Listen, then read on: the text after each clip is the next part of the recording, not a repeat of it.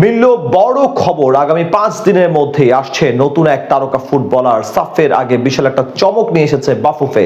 Coach Thomas ডুলির স্কোয়াডে যোগ দিতে দেশে আসছেন ইংল্যান্ড থেকে এক ওয়ার্ল্ড ক্লাস ফুটবলার, যিনি কিনা বদলে দিতে পারেন সব সমীকরণ। আগামী 5 দিনের মধ্যে তবে কোন তারকা প্রবাসী আসছেন বাংলাদেশে, তাই নিয়ে বিস্তারিত এই রিপোর্টে। সামনে সাফ চ্যাম্পিয়নশিপ, এর আগে ব্যস্ত সময় পার করছে বাফুফে ও টাইগার দলের কোচিং স্টাফরা। যেভাবেই হোক ঘরের মাঠে সাফের ট্রফি জিততে চায় জামাল ভুঁইয়ারা। দীর্ঘ 23 বছর পর শিরোপা নিজেদের করে নিতে রীতিমতো উঠে পড়ে লেগেছে সবাই। এর জন্য সবচেয়ে বড় শক্তির জায়গা প্রবাসী বংশোদ্ভূত ফুটবলারদের দিকে নজর দিয়েছে টিম ম্যানেজমেন্ট।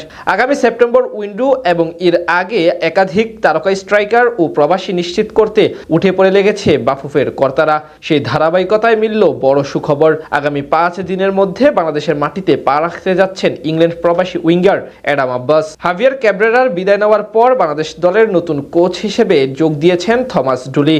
ক্যাব্রেরা প্রবাসী ফুটবলারদের প্রতি অনীহা থাকলেও এদিক থেকে বেশ পটু আমেরিকার জাতীয় দলের সাবেক অধিনায়ক ডুলি। তাই যোগ দেওয়ার পর বাংলাদেশকে কিভাবে মরক্কোর মতো বিশ্বমঞ্চে বড় জায়গায় নিয়ে যাওয়া যায় সেই মডেল অনুসরণ করছেন তিনি।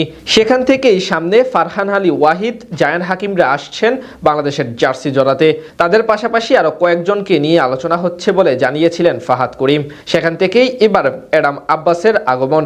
এর আগেও আলোচনায় এসেছিলেন এই তরুণ ফুটবলার, তাকে নিয়ে সেই সময়ে তেমন আগ্রহ দেখায়নি তৎকালীন কোচ। তবে এবার থমাস ডুলির নজরে আসার পর নতুন করে অ্যাডামকে নিয়ে পরিকল্পনা সাজাচ্ছে টিম ম্যানেজমেন্ট। 2007 সালে ইংল্যান্ডে জন্ম নেওয়া এই তরুণের বয়স মাত্র 19 বছর। অ্যাডাম মূলত মায়ের সূত্রে বাংলাদেশি বংশোদ্ভূত।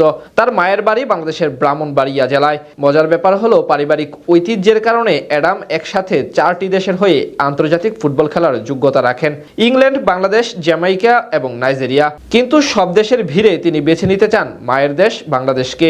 অ্যাডাম আব্বাস মাঠের আক্রমণ ভাগের একজন বহুমুখী বা ভার্সেটাইল খেলোয়াড়। তিনি মূলত রাইট উইঙ্গার হিসেবে খেলেন, তবে প্রয়োজনে সেন্ট্রাল ফরওয়ার্ড বা লেফট উইঙ্গার হিসেবেও দারুণ কার্যকর। ফুটবলার হিসেবে তার সবচেয়ে বড় শক্তি হলো চোখ ধাঁধানো গতি, নিখুঁত ড্রিবলিং এবং ওয়ান অন ওয়ান সিচুয়েশনের ডিফেন্ডারদের পরাস্ত করার ক্ষমতা।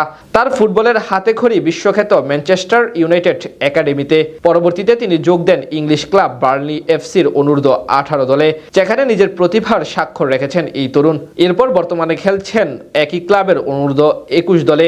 জানা গেছে আগামী 4 থেকে 5 দিনের মধ্যে প্রথমবার বাংলাদেশে পা রাখবেন তিনি। আপাতত অনূর্ধ্ব 20 দলের স্কোয়াডে যোগ দিবেন অ্যাডাম আব্বাস। সেখানে দলের সঙ্গে যশোরে ক্যাম্পে কাজ করবেন।